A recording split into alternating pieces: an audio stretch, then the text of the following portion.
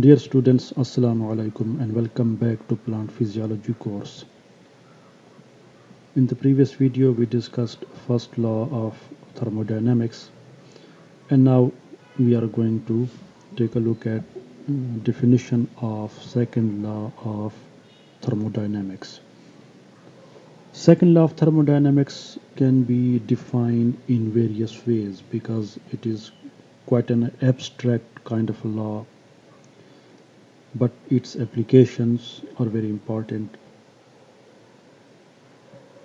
not only in the physics or in other sciences but in plant sciences and especially plant physiology and diffusion osmosis and so forth.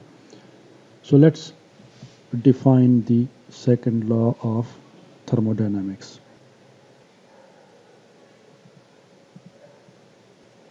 So these are various definitions of second law of thermodynamics, and they have been taken from plant physiology by Salisbury and Ross. And very interesting definitions. So the first definition says that, as we have already seen these terms, and hopefully you will be quite comfortable with these terms, system and surrounding. So this second law of thermodynamics, in this first definition, it states that system and its surrounding, what happens that they tend to move towards or go towards, or what happens to them, that increasing disorder. There is increase in disorder of the system and its surrounding. Obviously a very abstract kind of concept to grasp, but don't worry, let's go through more definitions and hopefully it will start making sense. We can convert heat into work, we can use it to get work done, but you cannot convert it completely. You cannot convert heat completely into work without changing some part of the system. Now, this change is what we have already stated here, disorder. That when we try to do it, that we use heat and we try to convert it into work and we are trying to get some work done, we cannot do it unless there is some change in the system. There is, it will leave some disorder in the system. So when we are converting heat into work, there will be some disorder in the system, that is what we are referring to as change. So this is the change, the disorder that will occur in the system. Heat will be converted to work but not totally, and there will be some disorder in the system.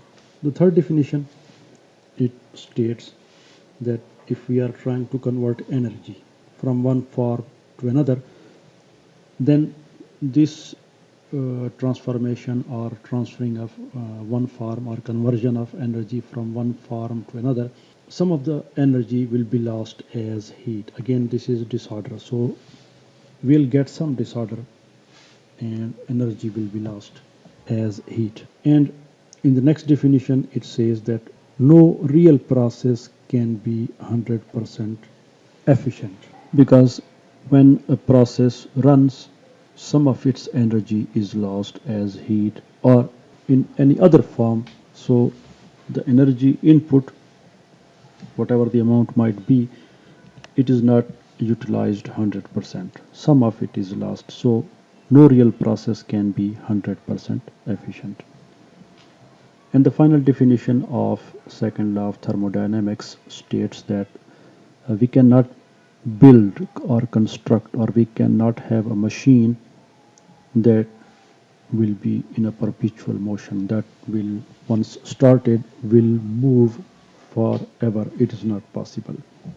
Now what it means, that we cannot build a machine that will be given an initial input of energy, and once energy supplied to that machine, there will be no energy loss whatsoever, and that machine will keep on moving, because once set to move, once started, or once it is brought into motion, it will run forever. Obviously, this is not possible, as we have just seen in all these definitions of second law of thermodynamics, that no energy conversion process is 100% efficient, or whenever there is a conversion of energy, some of the heat is lost, or disorder will increase in a system and its surrounding when the system is running. We have seen several definitions of second law of thermodynamics. Now, one of the final definition that was given in that same book, Plant Physiology, and a very interesting sentence written by the authors, that you can't even break even. The second law of thermodynamics puts some very important limitations, that what can and what cannot be done.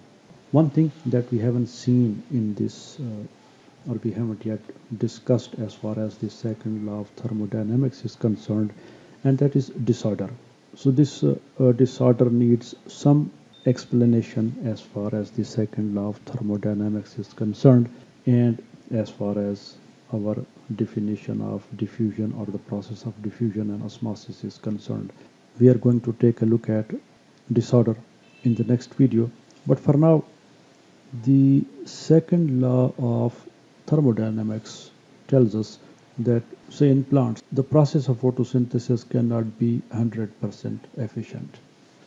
That is, whenever it receives certain amount of light, or the amount of incident light, or the energy present in the incident light will not be converted 100% into chemical energy, or the energy or the potential energy in the food. Some of the energy will be lost as heat when this conversion takes place from light energy to potential energy of the food.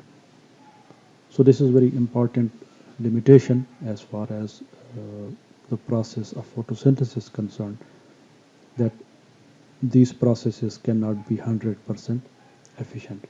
So these were few definitions of second law of thermodynamics, and hopefully you get the concept that the basic concept of second law of thermodynamics is that during conversions of energy, some of the energy is lost as heat, or in other words, since we haven't discussed this concept, disorder, during this energy conversion, a disorder in the system and its surrounding will increase.